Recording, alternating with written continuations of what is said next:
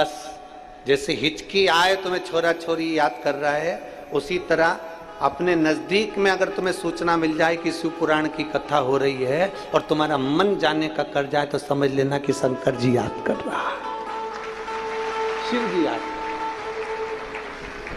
पर तुम्हारी भी आदत बुरी है ना, तुम तुरंत जैसे ही बेटा याद कर रहा, बेटी याद कर रही, एक बार मुंह से नहीं बोले किसी और वाला महाराज याद कर रहा, एक बार मुंह से नहीं बोले। बहुत दिन से कुबेरेश्वर धाम नहीं गई, तो अब मेरा बोले अब तुम 15 मई से तो वैसे ही जाओगे क्योंकि रुद्राक्ष वितरण चालू हो जाएगा। 15 मई से सुबह 10 बजे से शाम को 5 बजे तक रुद्राक्ष वितरण, बाबा का प्रसाद, लोगों के दुख निवारण के लिए। फिर वो रुद्राक्ष जल में डालकर शिव को चढ़ाकर आचमन, कई लोग उसको गले में पहनते हैं, कई लोग गुल्लक में डाल लेते हैं, तिजोरी में डाल, वो साधारण रुद्राक्ष। फिर चले, पर कभी कभी अगर हिचकी चले ना तो तुम याद करके, तुम्हारे जैसे खाना खा रहे तो हिचकी चल जाए तो याद बोल देना सियोर वाला महाराज याद कर।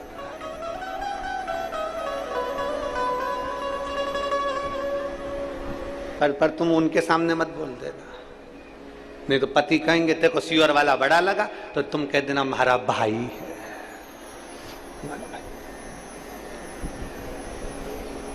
भाई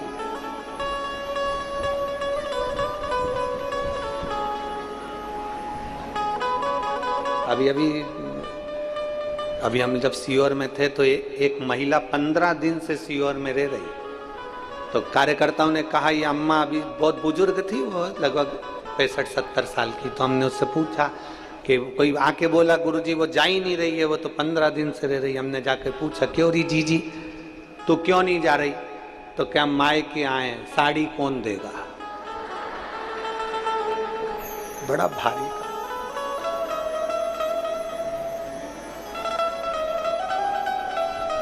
वो शिव है, वो घड़ता।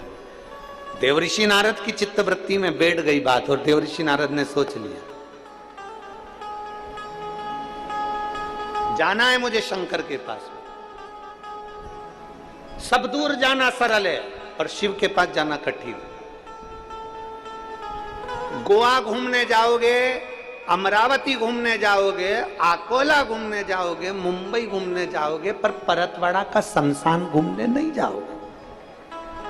जाओगे क्या? एक दिन तुम्हारा मन कर जाए पति पत्नी का, आज अपनी शादी की सालगिरह है, शमशान चलते हैं।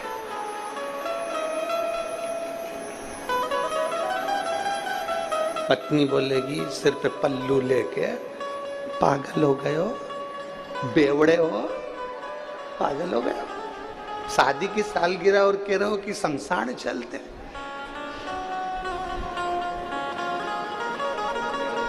इतने में पति बोल देगा आखिरी में तो जाना ही है। और एक बात अपने अंदर उतार कर रख लो, जहां शिव है वहां शमशान है, जहां शमशान है वहां शिव है। इसलिए काशी को शमशान नहीं कहते, काशी को महाशमशान कहते हैं, क्योंकि काशी कोई साधारण नहीं है, साधारण नहीं। हरिद्वार के गंगा जल को भरकर लाया जाता है, गंगोत्री के गंगा जल को भरकर लाया जाता है, प्रयागराज के गंगा जल को भरकर लाया जाता है। तुम जहां जाओगे वहां के गंगा जल को भरकर लाया जाता है, केवल काशी का गंगा जल भरकर नहीं लाया जाता।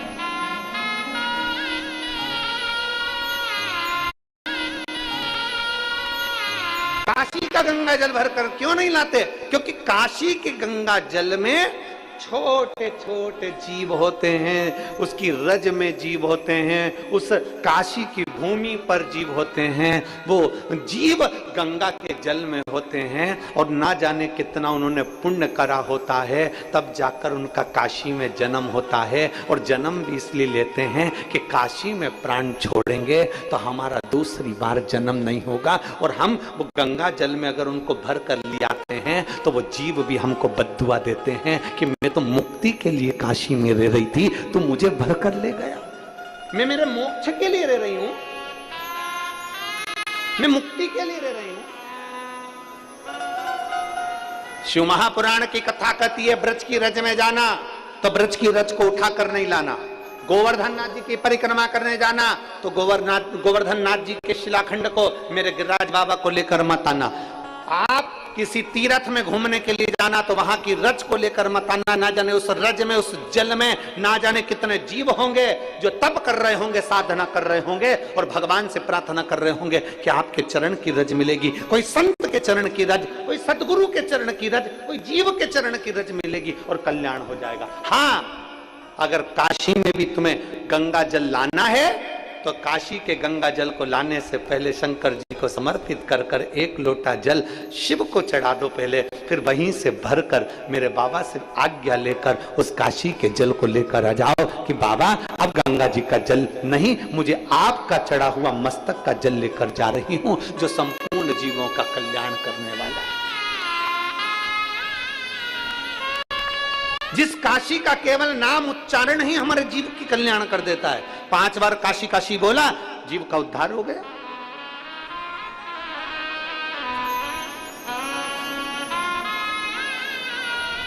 कभी जिंदगी में काशी जाओ तो काशी के जल को अपने मस्तक पर चढ़ाओ, काशी की रज को अपने मस्तक पर चढ़ाओ और काशी के जल को अगर लेकर आना है तो मेरे काशी विश्वनाथ जी का नाम लेकर, मेरे विश्वनाथ जी का दर्शन कर कर मेरे विश्वनाथ जी के सामने वो जल ले जाकर फिर लेकर आओ। क्यों?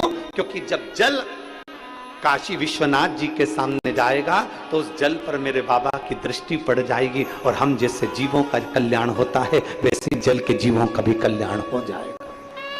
जाओ शिव तत्व को पाने। कितने जीव रहते हैं काशी में, उनकी गति, उनकी मुक्ति शिव तत्व से। और शंभो शरणे पड़ी मांगो घड़ी रे दुख काटो दया करी दर्शन आपको।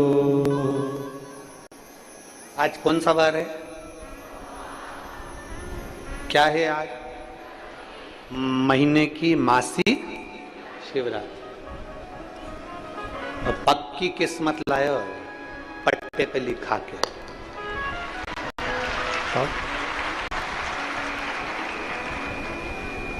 और तुमसे ज्यादा प्रसन्नता हमको भी है। 1 महीने बाद हमारी कथा चालू भी करे तो बाबा की कृपा से मासिक शिवरात्रि के दिन और सोमवार के दिन प्रारंभ हो। ये प्रसन्न बोल बम का नारा है, सारी समस्या का हल।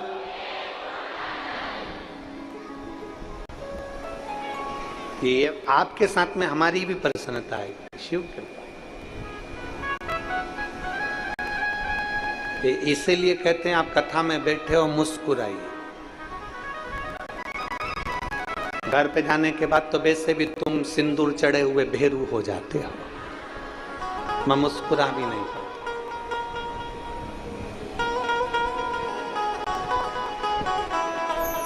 आज कोई कह रहा था गुरुजी गणेश जी की पत्नी का नाम हमने कहा रिद्धि सिद्धि, सिद्धि बुद्धि।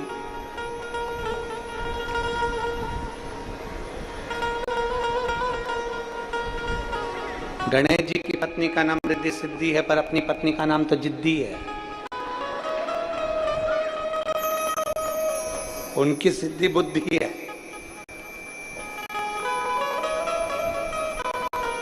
और फिर निवेदन करूंगा, अगर एक विश्वास दृढ़ी है तो मेरा शिव में। एक पत्र देखो,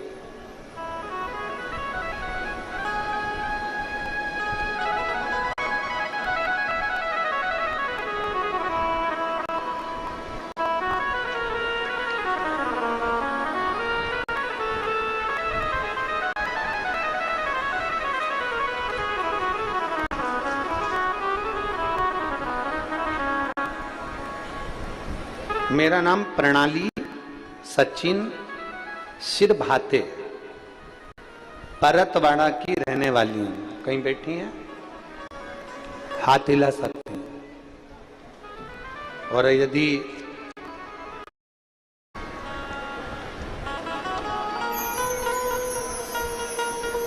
बच्चा लेकर आई हो तो वो मंच पर ला सकती हैं।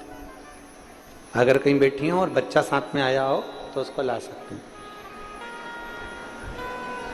प्रणाली सचिन सिरभाते, परतवाड़ा की रहने वाली हूं। मेरा मोबाइल नंबर ये।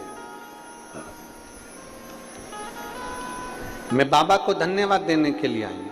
कहीं बैठी हैं तो हाथ हिला सकती हैं। अगर बच्चा साथ में लाई है तो बच्चे को भी लेकर आ सकती हैं। मैं बाबा को धन्यवाद देने के लिए आई हूं। पहली बार मेरा जब गर्भ ठहरा था तो किसी कारणवश मेरा गर्भपात हो गया। दूसरी बार डॉक्टरों ने सोनोग्राफी करी, गर्भ में बच्चा तो था पर दिल में धड़कन नहीं थी, तो वो भी डॉक्टर ने निकलवा दी। तीसरी बार डॉक्टर को दिखाने के लिए गए तो अमरावती के डॉक्टर साहब को जब दिखाया तो डॉक्टर ने कह दिया तुम्हें संतान नहीं हो सकती, तुम्हारे संतान का सुख नहीं है, तुम्हारी गर्भाशय में खराबी है, जिसके कारण जितने भी बच्चे ठहरेंगे वो बेकार हो जाएंगे। 10% भी तुम्हारे बच्चे ठहरने का कोई चांस नहीं। तब टीवी पर कथा चल रही थी तो हमने पशुपतिनाथ के व्रत को सुना और पशुपतिनाथ का व्रत करना प्रारंभ करा। बाबा का मैं क्या गुणगान करूं गुरुदेव, दुनिया के लोग आप पर हंसते होंगे पर मेरा बाबा तो बाबा ही है। मैंने एक व्रत करा, मेरा गर्भ नहीं ठहरा, दूसरा व्रत करा, गर्भ नहीं ठहरा, तीसरा व्रत करा, गर्भ नहीं ठहरा। 5वें व्रत के दिन बाबा की ऐसी कृपा हुई कि मेरे पेट में दर्द हुआ और मैं डॉक्टर को दिखाने के लिए, जांच कराने के लिए गई तो पता चला कि मेरा गर्भ ठहर गया। मैं बाबा को धन्यवाद देती हूं, जहां डॉक्टर ने मना कर दिया था संतान के लिए और मुझे बाबा ने एक संतान दी है। मैं बाबा को धन्यवाद देने के लिए यहां पर आई हूं। शिव तत्व की प्राप्ति। मेरा नाम प्रणाली सचिन सिरभाते, रहने वाली परतवाड़ा की हूं। मेरा मोबाइल नंबर ये है। अगर कहीं बैठी हो तो आ सकती हैं, बच्चे को ला सकती हैं। शिव तत्व की प्राप्ति शंकर उघड़ी है। एक भरोसा, एक विश्वास, एक दृढ़। देवऋषि नारद को लग गया कि मुझे अब शिव मिलेंगे। देवऋषि नारद को लग गया कि अब मुझे शंकर के पास जाना। जब तक वो आज्ञा नहीं करता तब तक आप कथा में भी नहीं जा सकते। जब तक वो कृपा नहीं करता तब तक आप कथा के पंडाल तक नहीं पहुंच सकते। जब तक वो कृपा नहीं करता तब तक तुम टीवी खोलकर भी कथा नहीं देख सकते, मोबाइल पर भी नहीं देख सकते। इतनी अड़चने आ जाती। कर दी कृपा भोलेनाथ, कर दी।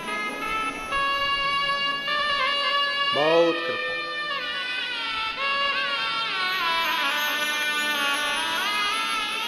और जो मेरे शंभू ने कृपा करी, देवऋषि नारद बीणा लेकर पहुंच गए। श्रीमन नारायण, श्रीमन नारायण, श्रीमन श्रीमन नारायण। पहुंच